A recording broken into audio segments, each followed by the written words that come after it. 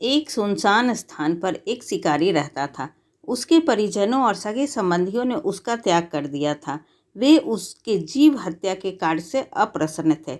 उन्होंने उससे कई बार जीव हत्या के कार्य का त्याग करने की प्रार्थना की, किंतु शिकारी नहीं माना। अंततः वे सब उससे दूर हो गए। उस शिकारी को शिकार में बड़ा आनंद आता था। वह अपना अधिकांश समय पशु पक्षियों के शिकार में व्यतीत किया करता था। दिन भर वह जाल और लाठी लेकर वन में भटकता रहता था। वह दिन पर दिन निर्दयी और क्रूर होता जा रहा था। एक दिन उसने जाल बिछाकर एक कबूतरी को फांस लिया। उसे लेकर प्रसन्नतापूर्वक वह अपने घर की ओर प्रस्थान करने लगा कि बीच रास्ते में बादल घिर आए और वर्षा होने लगी।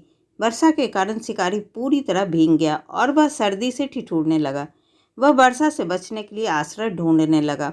कुछ ही दूर पर उसे पीपल का एक वृक्ष दिखाई दिया। उसमें एक बड़ा सा खोल था जिसमें एक मनुष्य घुसकर बैठ सकता था। शिकारी ने सोचा कि कुछ देर के लिए यहाँ शरण लेना उचित होगा।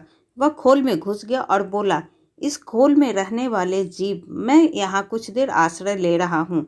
आशा है तुम्हें कोई आपत्ति नहीं होगी। इस सहायता के लिए मैं आजीवन तुम्हारा ऋणी रहूंगा। उस खोल में उस कबूतरी का पति रहता था जिसे शिकारी ने पकड़ लिया था। वह अपनी पत्नी के बिछड़ जाने के कारण दुखी था और विलाप कर रहा था। कबूतरी ने जब स्वयं के प्रति अपने पति का प्रेम देखा तो भावुक हो गई।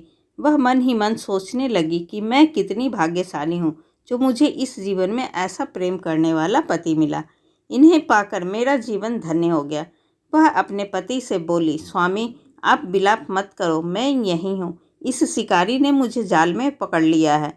कदाचित ये मेरे कर्मों का फल है, किंतु आप मेरी चिंता में व्याकुल ना हो।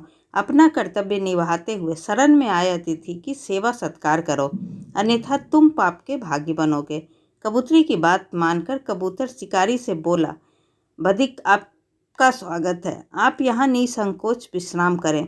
यदि आपको किसी प्रकार का कष्ट हो तो मुझे बताएं, मैं उसके निवारण का हर संभव प्रयास करूँगा। शिकारी बोला, मैं वर्षा के जल में भीग गया हूँ, मुझे ठंड लग रही है, कुछ ताप की व्यवस्था कर दो। कबूतर ने लकड़ियां जमा की और उसे जला दिया। अतिथि आग सेंकने लगा और उसकी ठंड दूर हो गई। फिर कबूतर ने सोचा कि अतिथि अवश्य भूखा होगा, मुझे इसके लिए भोजन की व्यवस्था करनी चाहिए।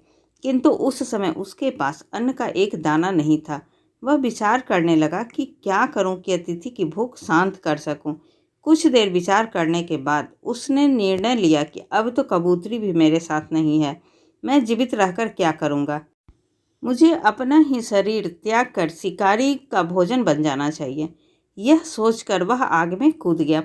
उसका ये बलिदान देख शिकारी की आत्मा व्याकुल हो गई। वह आत्मग्लानि में डूब गया और मन ही मन स्वयं को धिक्कारने लगा।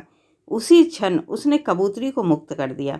कबूतरी ने जब अपने पति को आग में जलता हुआ देखा तो विलाप करने लगी और कहने लगी कि ये मेरे कर्मों का फल है, जिसकी सजा आपको मिली। अब मैं अकेली इस संसार में जीकर क्या करूंगी।